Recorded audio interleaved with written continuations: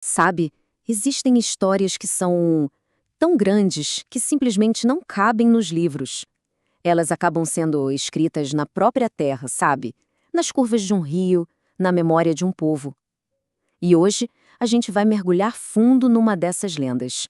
A história de um homem que se tornou a alma de um rio amazônico. Olha só para isso. Este aqui é o Rio Purus, em plena Amazônia. Mas chamar de rio parece até pouco. A poesia que conta essa história descreve-o como um gigante de água e serpente. É uma força da natureza, sabe? Selvagem, sinuosa, rasgando a floresta. Um lugar de uma beleza que te deixa sem fôlego, mas também cheio de perigos. Então fica a pergunta, não é? Quem teria a coragem, o conhecimento, a alma para encarar um gigante desses? Quem se atreveria a não só navegar, mas a entender, a comandar essas águas tão imprevisíveis? Pois bem, a resposta tem nome e sobrenome. Manuel Urbano da Encarnação. É este o homem cuja lenda a gente vai desvendar hoje. E veja bem, ele não era um conquistador com armas e exércitos. A força dele vinha de um lugar muito mais profundo, uma conexão total com a natureza ao seu redor. E para a gente entender o Manuel, a gente precisa ir lá na origem dele, na raiz. A identidade dele era uma mistura de culturas, bem como a terra onde ele nasceu. Ele era o que, no Brasil, a gente chama de caboclo. A própria origem dele já conta essa história. Pensa só, ele era neto do povo Mura, um povo indígena com uma ligação ancestral com os rios da região. E, ao mesmo tempo, filho de um homem negro. Como diz o poema, ele tinha a pele escura como a várzea fértil, carregando nas veias a sabedoria desses dois mundos. E isso nos traz a essa palavra tão importante, caboclo. Isso não é só sobre a cor da pele ou a ascendência, é uma identidade cultural.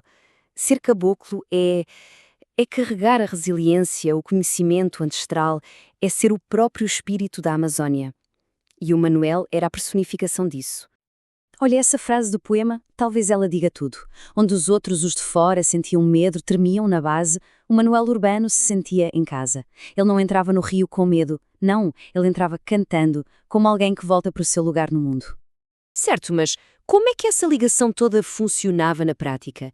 A fama dele não era só pela coragem, vinha de uma habilidade quase sobrenatural para navegar no Purus. A impressão que dava é que ele não viajava no rio. Ele conversava com o rio. E aqui está o ponto-chave. A navegação dele era pura intuição. Ele não precisava das ferramentas dos exploradores. O mapa dele estava gravado na memória. E a bússola? A bússola era o coração, em sintonia perfeita com as correntes, com cada segredo do rio. Ele entendia a linguagem do rio, termos como o rebojo, aquele redemoinho traiçoeiro que vira barcos, ou o banzeiro, a onda que surge do nada. Para ele não eram só palavras, eram sinais, avisos, às vezes até convites.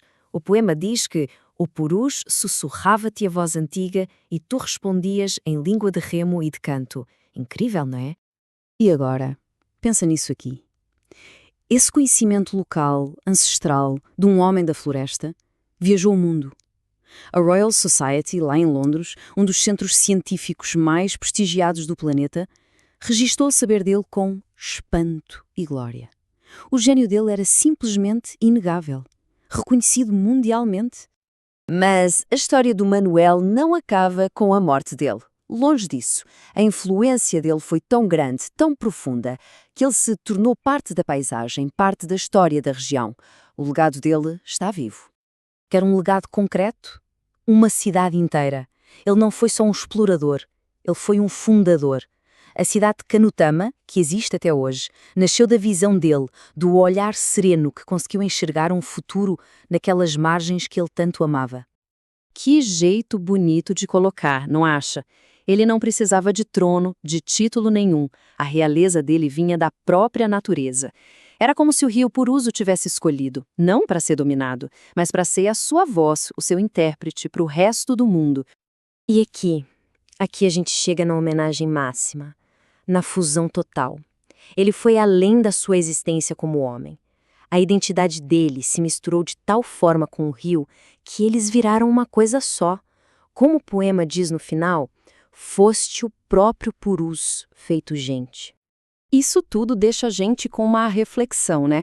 A história de Manuel Urbano nos mostra que um legado pode ser muito mais duradouro que pedra ou papel. Ele pode ser gravado numa curva de rio, no nome de uma cidade, na memória de um povo. A história dele continua fluindo, assim como as águas do Purus.